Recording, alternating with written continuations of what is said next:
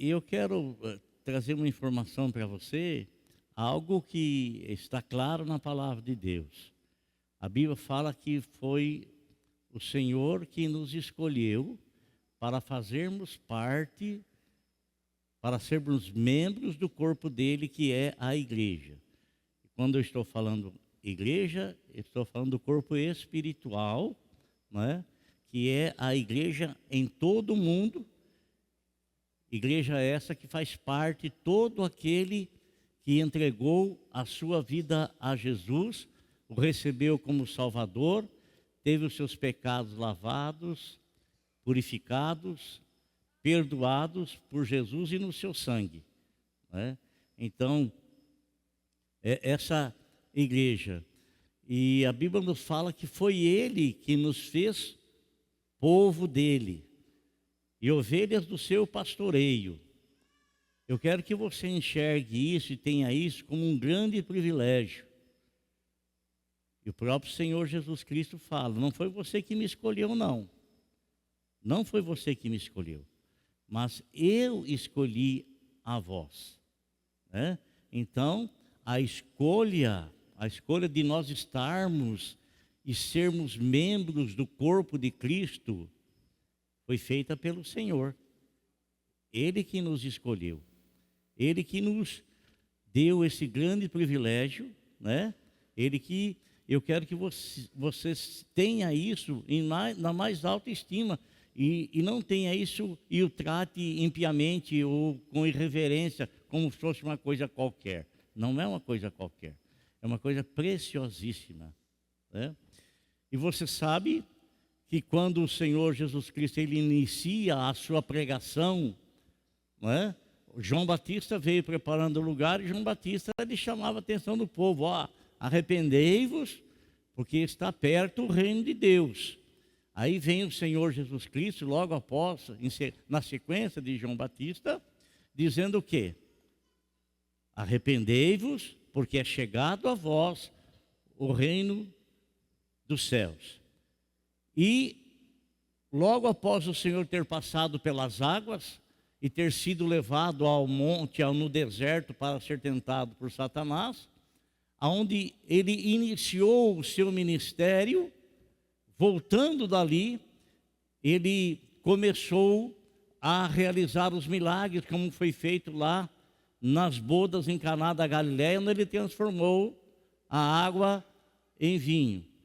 E da multidão que começou a segui-lo, porque a multidão via os sinais que ele fazia, e a multidão também o ouvia,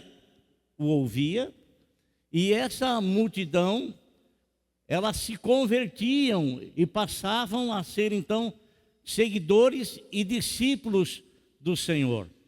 E da multidão que se tornou discípulos do Senhor, o Senhor escolheu aqueles 12 homens em especial, para que aqueles 12 homens fossem trabalhados por ele durante os 3 anos e meio de ministério dele, diuturnamente. E esses homens, eles ouviam,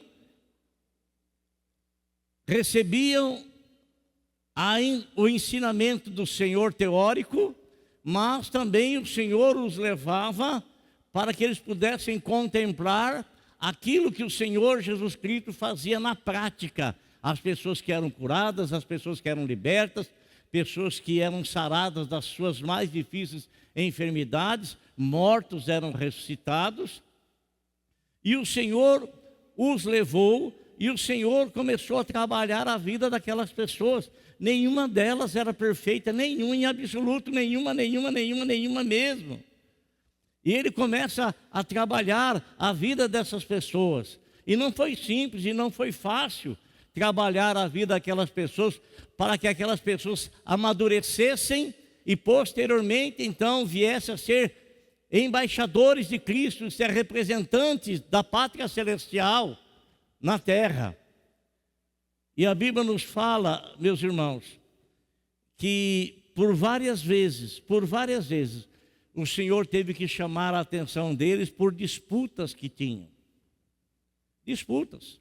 Numa ocasião, começaram a questionar qual deles será que era o maior, qual deles era o maior, né? E o Senhor só de soslaio, só de bituca, né? Observando.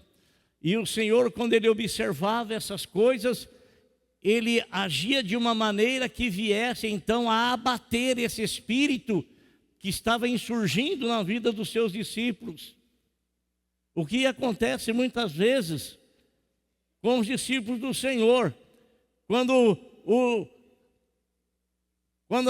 o Senhor percebe que discípulos dele não estão assimilando aquilo que ele está ensinando, mas ele percebe que a força da carne está sobressaindo as coisas do Espírito, então o Senhor age de maneira a abafar aquilo, a eliminar aquilo, a limpar aquilo da vida da pessoa. Por isso, nós somos chamados pelo Senhor, mas nós estamos constantemente sendo ensinados por Ele, lavados por Ele, purificados por Ele, santificados por Ele, para que a glória do nome dEle resplandeça na nossa vida e no nosso ministério. E desses homens todos, amados irmãos, que o Senhor, depois de ter passado uma noite de oração, Ele começa a chamá-los para ter uma intimidade com Ele. Desses homens todos, o Senhor, Ele coloca o olhar dEle na vida de três, mais precisamente, na vida de três, Pedro, Tiago e João. E esses três homens, eles foram chamados pelo Senhor para alguma situação em que Ele não chamou os outros 9. Por exemplo, quando o Senhor vai lá na casa de Jairo para ressuscitar a filha de Jairo, os 12 estavam com ele, mas ele só permitiu que entrasse 3 dos 12, Pedro, Tiago e João. Pedro, Tiago e João. Numa outra ocasião, quando o Senhor Jesus Cristo acabara de instituir a ceia, e que do intervalo dele ter consagrado o pão, e todos comeram do pão, no intervalo do pão para o vinho, Judas Iscariotes comeu o pão e saiu e foi para trair Jesus, entregando Jesus. Por quê? Porque ele sabia que costumeiramente o Senhor subia com os seus discípulos no monte, lá no Getsêmani, no Monte das Oliveiras. E ele sabia que Jesus iria para lá. E o Senhor então vai com os 11. E quando ele leva os 11 juntos, ele pega 8 e diz para 8 assim: ó, vocês fiquem aqui, tá bom? Vocês 8. Aí ele pega Pedro, Tiago e João e leva-os para mais perto dele. Mas ele não fica perto dos 3. Ele vai um pouco mais adiante. Talvez para que nenhum deles escutasse a oração que ele haveria de fazer ao Pai. Muito embora nós temos essa oração escrita, as palavras que ele pronunciou, mas com certeza nem tudo que ele falou está escrito. Assim como nem tudo que ele fez escrito está, mas está escrito essencialmente aquilo que nós necessitamos, aquilo que nós precisamos para termos fé, confiança e desenvolvermos a nossa vida alinhados com a palavra de Deus. Então, o Senhor vai lá. Irmão, será que aquelas 8 pessoas falaram assim: poxa vida, lá na casa de Jairo, ele não chamou a gente para entrar lá para ver a ressurreição da menina. Levou os 3. Aqui agora, ele fala para a gente ficar aqui e ele escolhe os 3 novamente, Pedro, Tiago e João, para estar mais perto dele. Será que eles tiveram alguma ponta de ciúmes ali? Será que eles tiveram alguma ponta de inveja naquilo ali? Será que eles começaram assim a ter uma palavrinha, uma sementinha Está vendo só? Ele chama os 3 novamente. E isso não está escrito, não está escrito. Mas, irmão, você já se sentiu assim? De alguma pessoa chamar alguém que está perto de você e você querer se incluir naquilo e você não é chamado para aquilo? Você sentiu ciúmes? Você sentiu alguma coisa assim no cotovelo? Sentiu-se assim? Você porventura já sentiu ciúmes porque o Senhor usa aquela pessoa para cantar maravilhosamente para o Senhor? E você olha e você fala assim, nossa, eu gostaria tanto de ser daquele jeito. Enquanto nós estivermos olhando, enquanto nós estivermos observando a vida daquelas pessoas e com o olhar de um ciúmes, a gente desejar aquilo, nós não vamos experimentar aquilo para qual Deus nos chamou para experimentar. Por quê? Porque o Senhor, Ele tem um tratado específico com cada um de nós. Ele trata com cada um de nós diferentemente. E nós só iremos saber desse tratado específico para conosco a partir do momento que nós colocarmos os nossos olhos naquilo que está escrito lá em Hebreus, olhando para Jesus permanentemente. Não quero olhar para o meu irmão, quer ele esteja fazendo bem ou não. Eu não quero olhar para aquele, eu quero direcionar minha vida, porque não foi o meu irmão que me chamou, não foi o meu irmão que me escolheu, mas quem me chamou e quem me escolheu foi o Senhor. Então o Senhor tem algo específico para comigo. O Senhor tem algo específico para comigo. E é interessante, meu irmão, porque se nós olharmos, observarmos os 12 que foram chamados, homens imperfeitos, irmão. Homens que tinham ciúme um do outro, homens que achavam que um era maior do que o outro, né? Se nós observarmos, às vezes a gente vai perguntar assim, mas por que Deus escolheu aquele homem? Por exemplo, por que Deus escolheu André, irmão de Pedro? Você não vê absolutamente nada a respeito dele na Bíblia.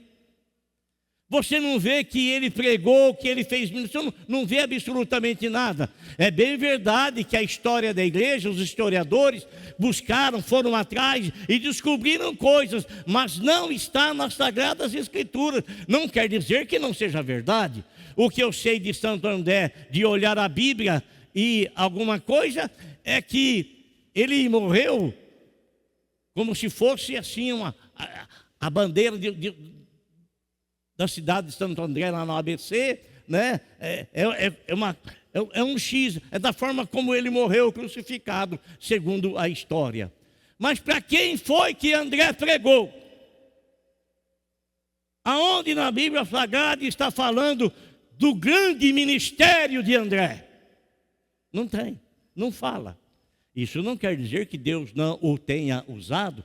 Aliás, Deus usou André para levar Pedro à presença de Jesus.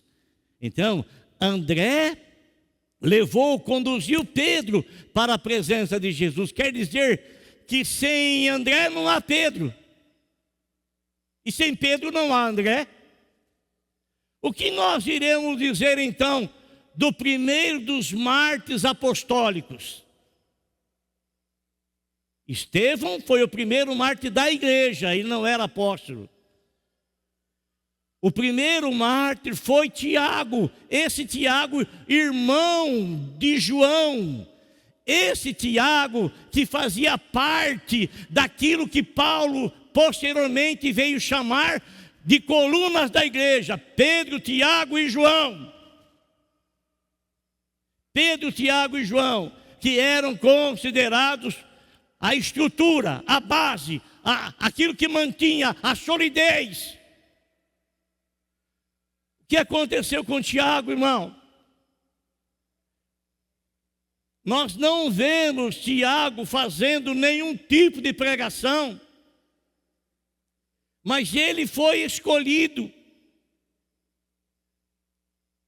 E nós vemos a pessoa de Tiago sendo representada na vida de muitos de nossos irmãos que são mártires no mundo afora, como tem acontecido lá na Nigéria, aonde fundamentalistas islâmicos matam os nossos irmãos lá.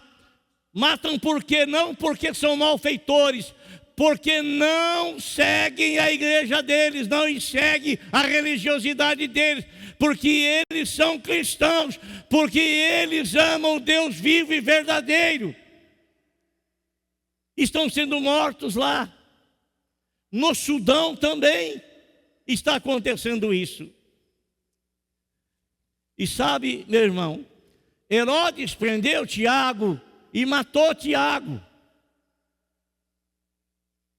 Matou Tiago. E o que nós sabemos de Tiago?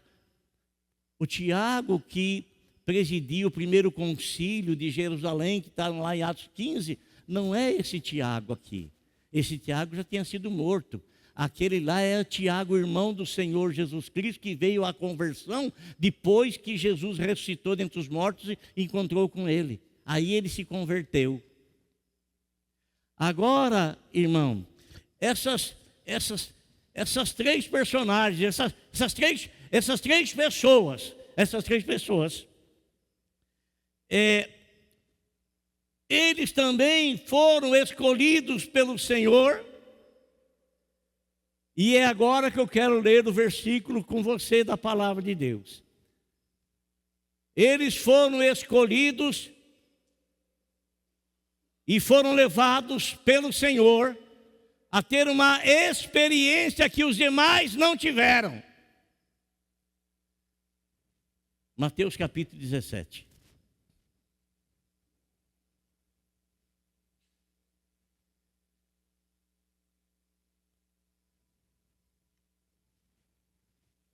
Amado, quando o apóstolo São Paulo escreve a sua carta pastoral a Timóteo, ele diz: cumpra o teu ministério.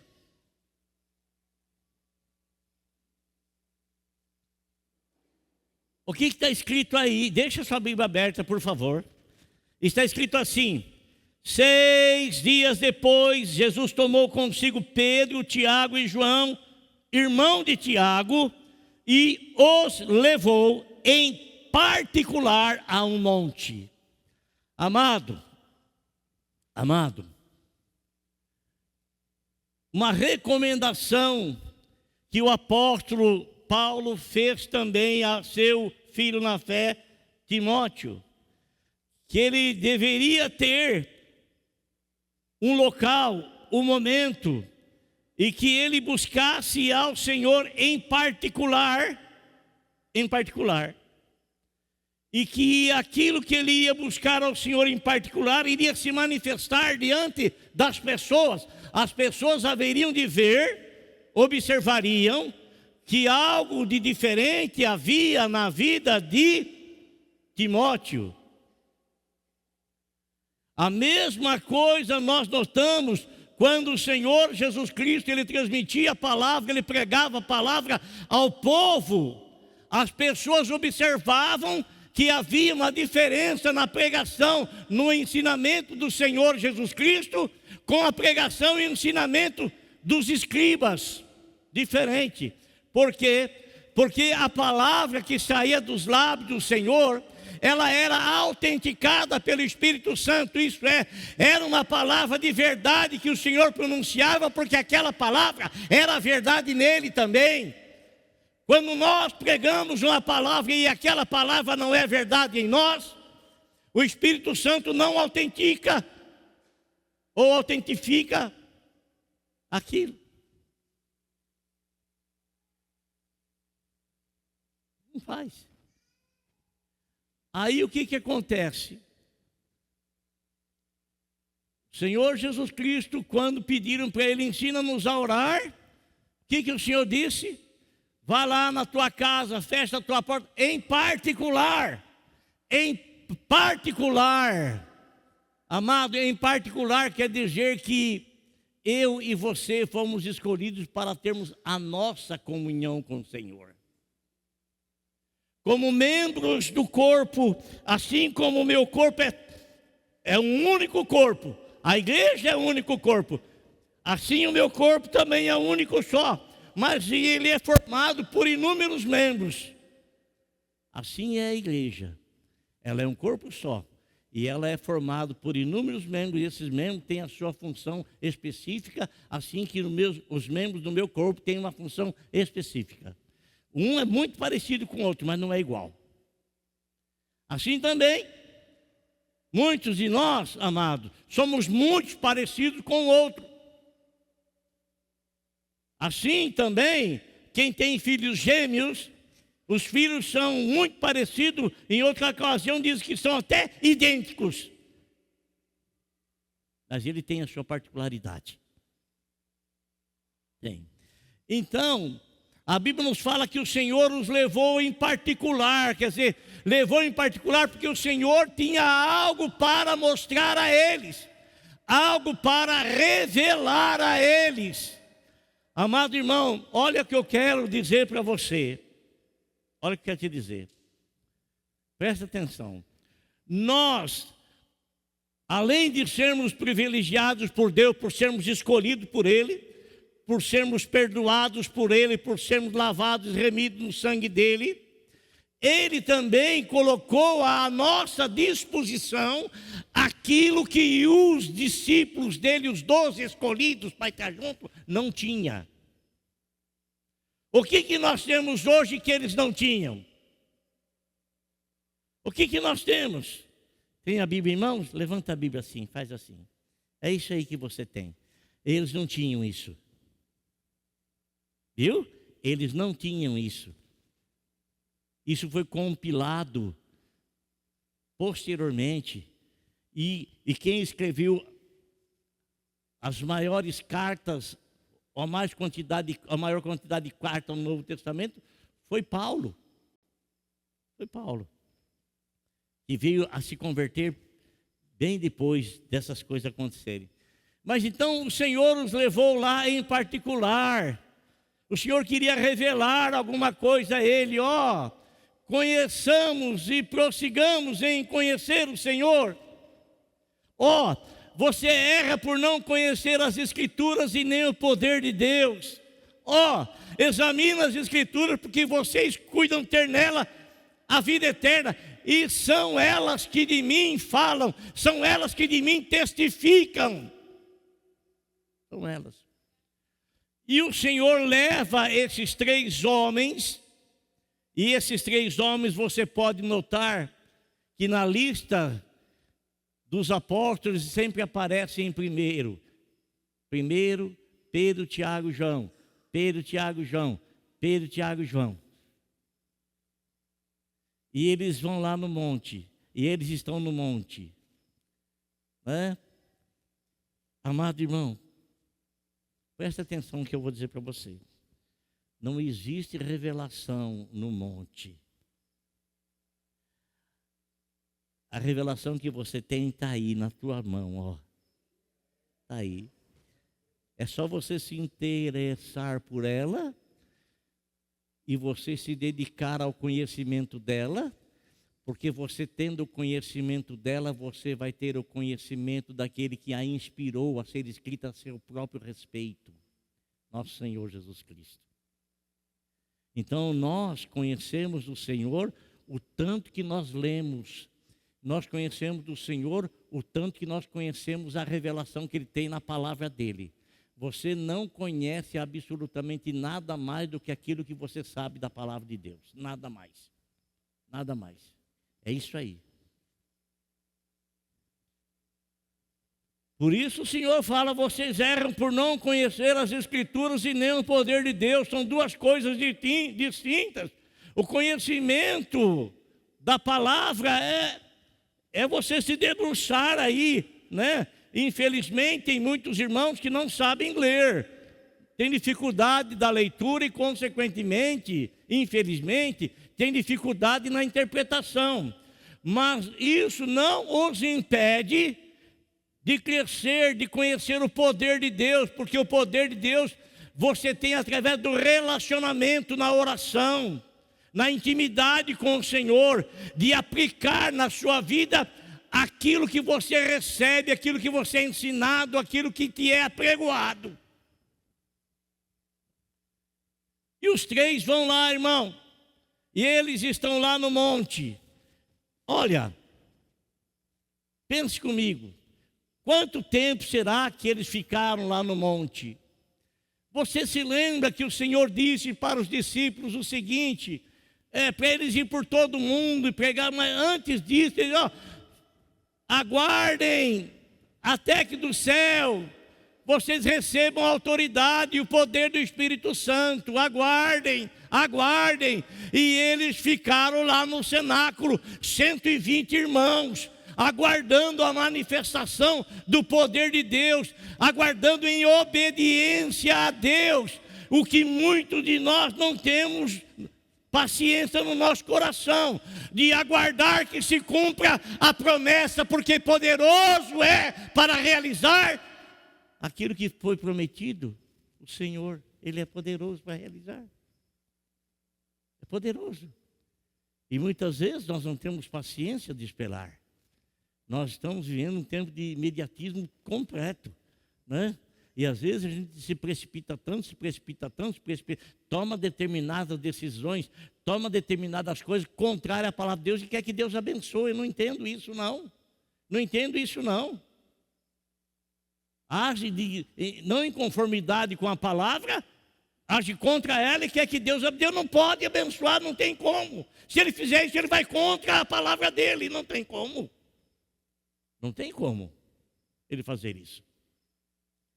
Então, eles vão lá, estão os três lá.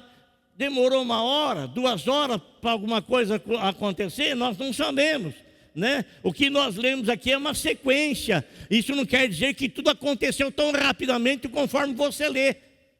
Então está escrito aqui, ele levou-os em particular a um alto monte. Ali ele foi transfigurado diante deles, o Deus da glória. Está escrito aí, está aí no telão, tá? Ali ele foi transfigurado diante deles. Ai, Jesus do céu. A sua face brilhou como o sol, e suas roupas se tornaram brancas como a luz. Ô irmão, às vezes eu acho engraçado você falar assim, eu queria que Deus aparecesse. Não tem como Deus aparecer, irmão, pelo amor de Deus.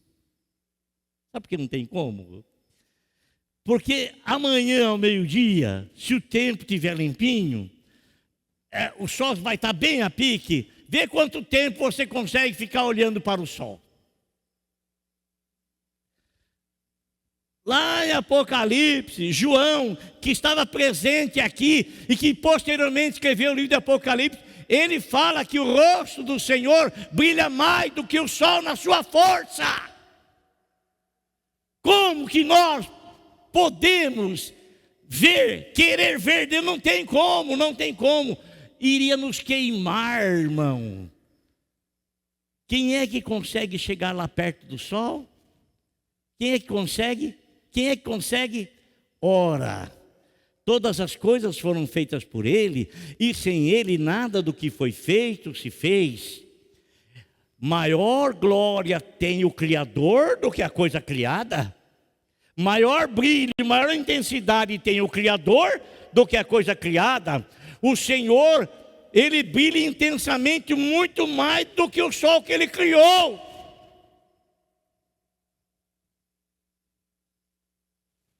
Quem é que consegue chegar perto do sol? Com esse corpo aqui nós não vamos poder ver Jesus, não.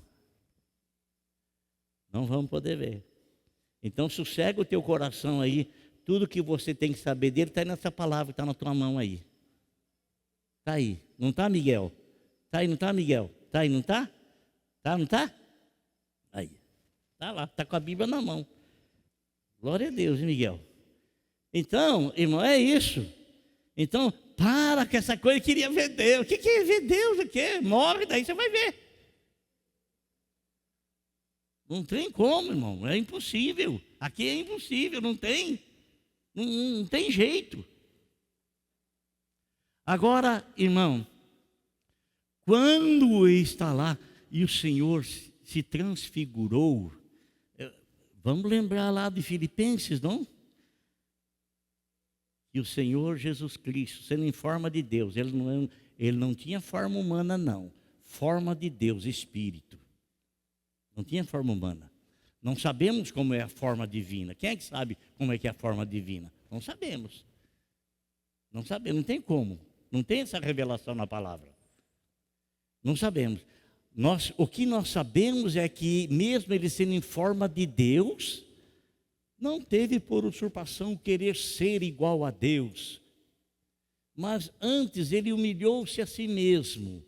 Então, aquele que tinha a forma de Deus tomou a forma de homem, para se identificar comigo, para se identificar com você. Porque se ele viesse em forma de Deus, você não ia conseguir compreender nem entender nada. Nada. Então, ele vem em forma humana. Forma humana. E você viu a declaração do novo Papa? Tirando de Maria o que ela não tinha, né? Não tirou porque ela não tinha. Foi aí uma arrumação. Que ela era a medianeira entre Deus e os homens, como Jesus é o mediador entre Deus e os homens. E que ela era corredentora, isso é, ela também podia trazer redenção para o homem. Então, o Papa anulou tudo isso aí. Você já tem a Bíblia, não, você já sabia disso há muito tempo. Já sabia disso. Não sabia disso? Está aí. Todos nós sabíamos disso. E tanto que nós não caímos nessa conversa, não caímos. Porque é contra a verdade. Agora está sendo estabelecida a verdade. Então, meus irmãos, eles estavam lá, os três. O Senhor então se transfigurou, né? Se transfigurou. Tem aquele hino que diz assim: deixou o esplendor de sua glória para vir neste mundo aqui.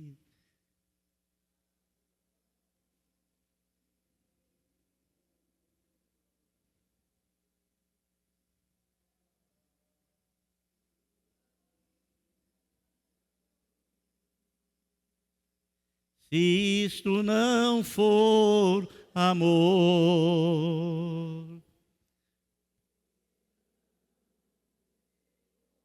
não há estrelas no céu.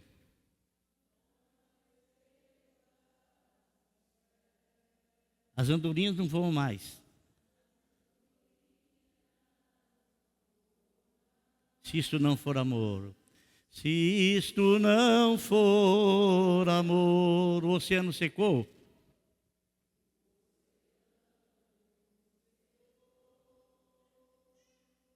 Tudo perde valor.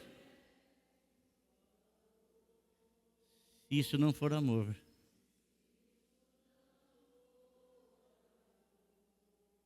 Você sabe por quê que ele se fez homem? Sabe por que ele deixou o esplendor da glória dele? Ele não perdeu, não, ele deixou. Sabe por quê? Sabe por que ele veio aqui? Fala para o teu irmão assim: foi por tua causa. Fala para ele. Tua causa. Foi por tua causa. Amém, irmãos? Foi por tua causa. Agora, ele tendo a forma humana, sabe o que ele fez? Ele permitiu que os homens fizessem com ele tudo aquilo que escrito já estava lá como profecia do Velho Testamento. Ele foi crucificado, porque ele disse assim: vocês não têm poder para tirar minha vida, não? Eu estou dando a minha vida. Ele deu a vida dele por você e vocêzinho. Leiane, por você. Alex, por você. Amados irmãos, por você. Se você fosse a única pessoa existente no planeta Terra, Ele teria feito por você o que Ele fez pela raça humana toda.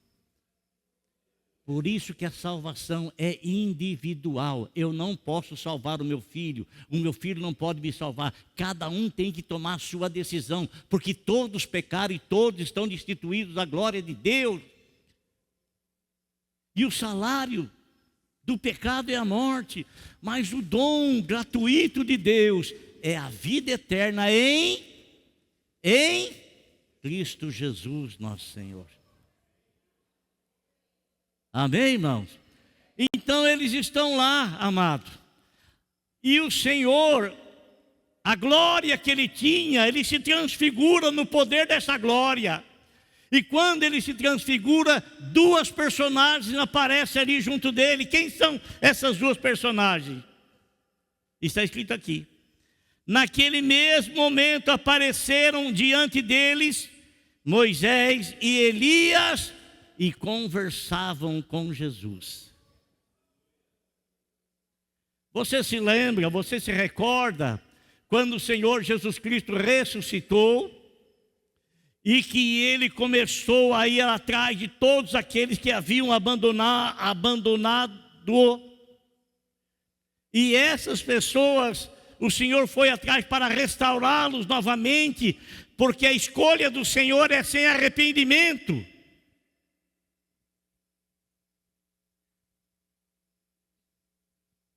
Às vezes, irmão, nós temos uma ou outra pessoa que tropeça e cai, irmãos nossos.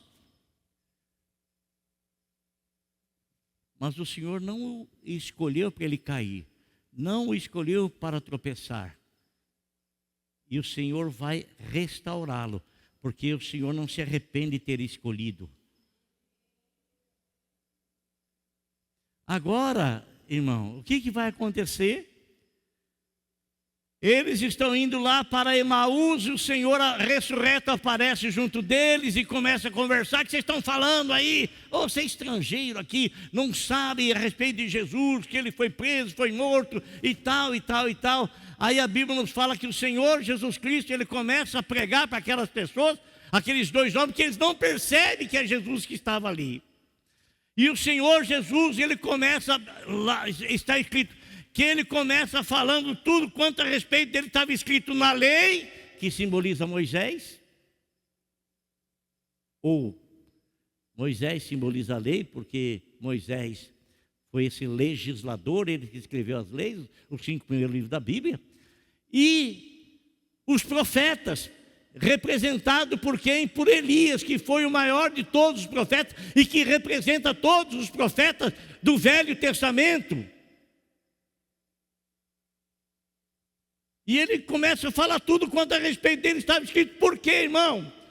Porque a teologia diz que todos os livros da Bíblia do Velho Testamento, eles têm um apontamento. E eles apontam para a pessoa do Filho de Deus que haveria de vir ao mundo como veio. Então o Senhor está lá, aparece Moisés e aparece Elias. Moisés, que viu a terra prometida, mas que não entrou nela, que morreu lá no monte.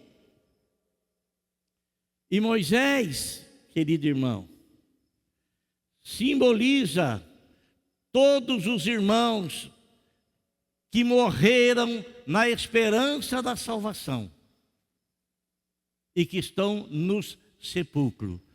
Quando Moisés morreu, Satanás queria o corpo dele, estava disputando o corpo de Moisés para fazer do corpo de Moisés uma grande idolatria.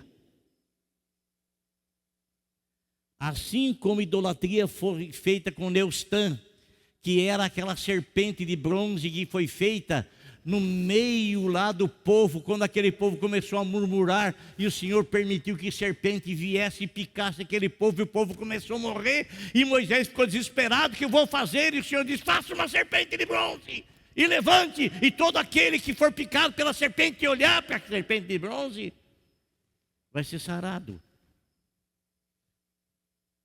Todos nós fomos picados pela serpente do pecado. Por isso que lá em João está escrito assim: assim como Moisés levantou a serpente no deserto, assim importa que o Filho do Homem seja levantado, para que todo aquele que nele crê não pereça, mas tenha vida eterna. A Bíblia fala que Jesus não era pecador, mas que ele se fez pecado por nós. Isso é, a serpente que nos picou com o veneno do pecado, nós olhamos para Jesus crucificado, ele se fez pecado por nós, quer dizer, ele levou o meu pecado. Quando eu olho para ele, quando eu peço perdão a ele, então o sangue dele me purifica de todo o pecado. É o antídoto contra o veneno da serpente. Ah, irmão, você sabe lá o que Paulo escreveu em Tessalonicenses? Sabe, está escrito lá? Está escrito que ao soar da trombeta, os mortos ressuscitarão primeiro. Simbolizado em Moisés, que foi morto e que Deus sepultou, assim também todos aqueles que morrem na esperança da salvação. Nós não temos a capacidade de entender, mas nós compreendemos que nós usamos a nossa fé, e a fé é confiança naquilo que o Espírito Santo inspirou os homens para escrever, para nos trazer conhecimento. Então, está escrito, tem muitos dos nossos irmãos que morreram há 500 anos. O que existe desse? Não existe nem carne, não existe nem osso, não existe nada.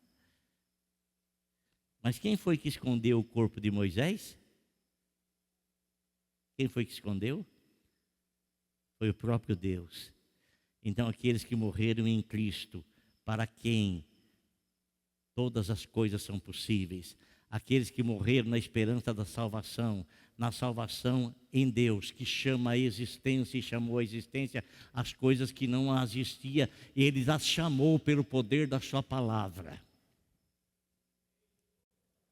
Pelo poder da sua palavra.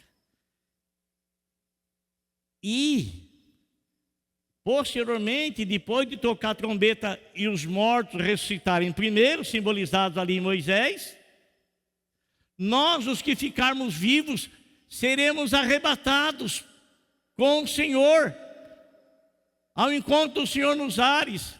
Como foi que Elias saiu daqui da terra, irmão? Ele morreu? Não, ele estava vivo.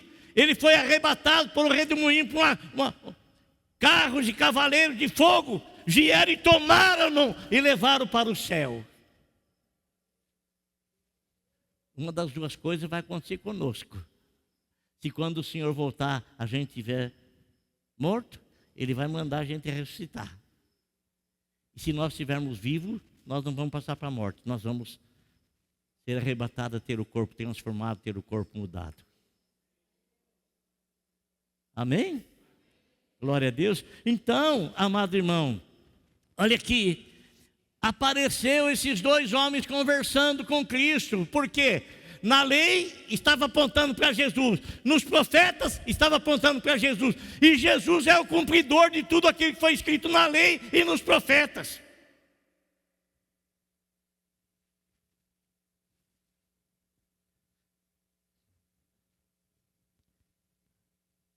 Olha que coisa gloriosa, irmão. Enquanto ele ainda falava, versículo 5, enquanto ele ainda estava falando, uma nuvem resplandecente os envolveu, e dela saiu uma voz que dizia, enquanto eles conversavam ainda, apareceu uma nuvem resplandecente. Daquela nuvem saiu uma voz. Daquela nuvem saiu uma voz. A mesma voz que falou quando o Senhor Jesus Cristo foi batizado no Rio Jordão por João Batista. Este aí, ó, a minha alma se compraz nele, porque ele faz o que eu desejo, ele faz a minha vontade. Agora, irmão, a voz dizia o seguinte, dizia para Pedro, Tiago e João. Os três, sabe por quê, irmão? Porque na lei está escrito, pelo testemunho de 2 ou 3 pessoas, toda a palavra vai ser confirmada, vai ser tida como verdade. Aí aquela voz sai daquela nuvem resplandecente e fala para Pedro, Tiago e João: ó, este aí é o meu filho amado. Não tem mais outro não. É o filho único. Porque Deus amou o mundo de tal maneira que deu seu filho unigênito. O filho único. Não tem outro não. E nele a aliança é uma aliança perfeita. Isso quer dizer que não haverá outras alianças. É a aliança da perfeição. É a aliança que nós fazemos com o Senhor. E essa aliança nos é garantido o benefício que Ele produziu a nós pela morte dEle na cruz do Calvário. O benefício da vida eterna. O benefício da vida eterna. Então, irmã Lourdes, nós não somos igual pessoas que não têm esperança a respeito do amanhã, não. Meus pais morreram alguns anos atrás e nem me preocupo, não. Eu sei que amanhã, porque eles morreram na salvação em Cristo, a gente sente a separação, tudo bem, mas eu sei que amanhã, quando o Senhor me chamar também, eu irei estar com eles. E esta é a esperança de todo cristão que conhece a palavra de Deus. Essa é a esperança que todos nós temos, irmãos. Na sexta-feira, era meia-noite, de sexta para sábado. Será que eu estou falando bobagem? Foi mesmo, né? Faleceu a irmã Glória.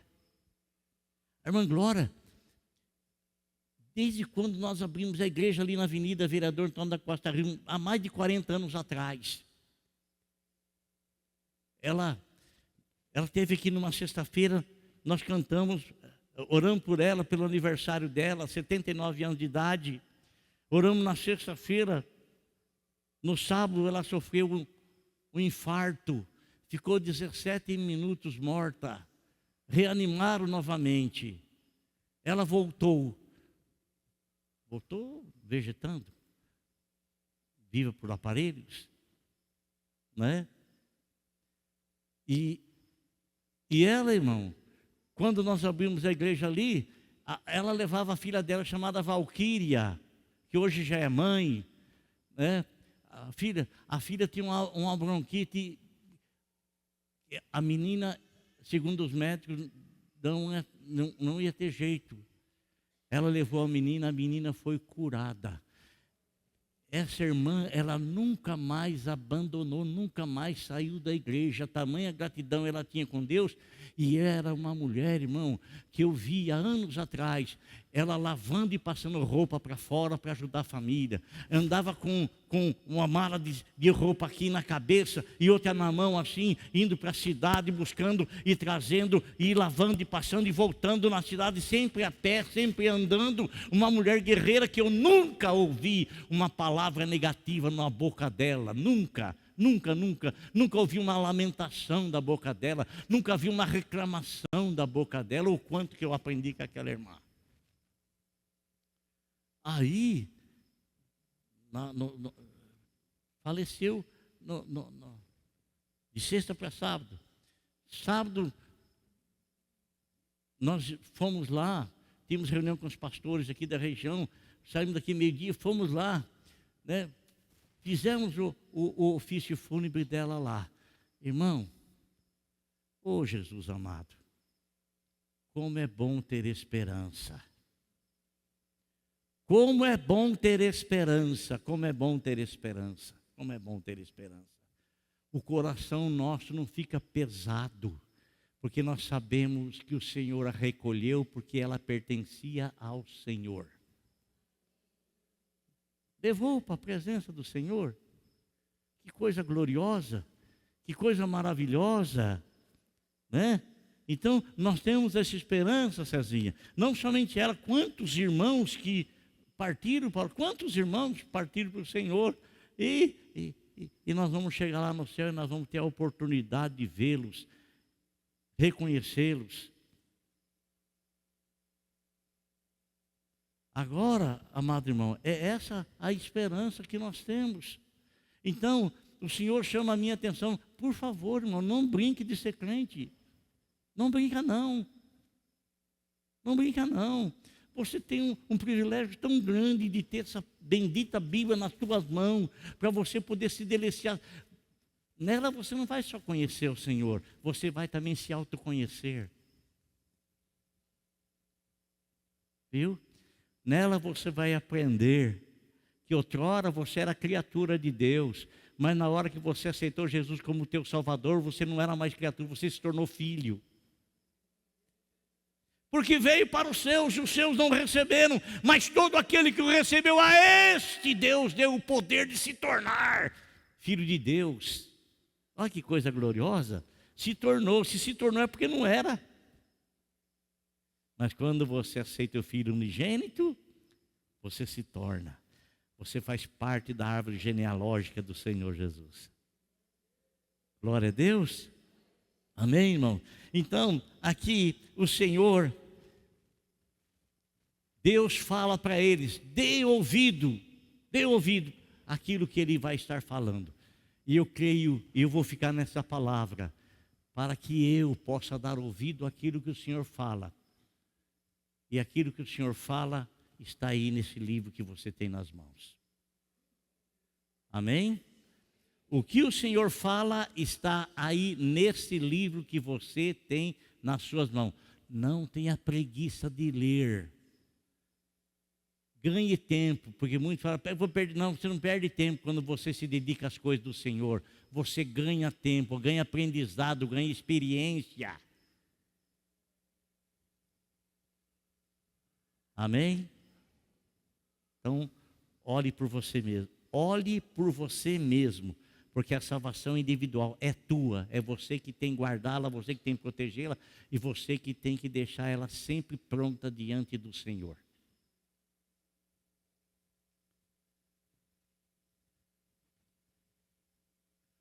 Hoje também esteve aqui conosco nosso irmão Cláudio e a sua esposa Lourdes, pai do Guilherme, que sofreu um acidente aí, né, 27 anos de idade e faleceu.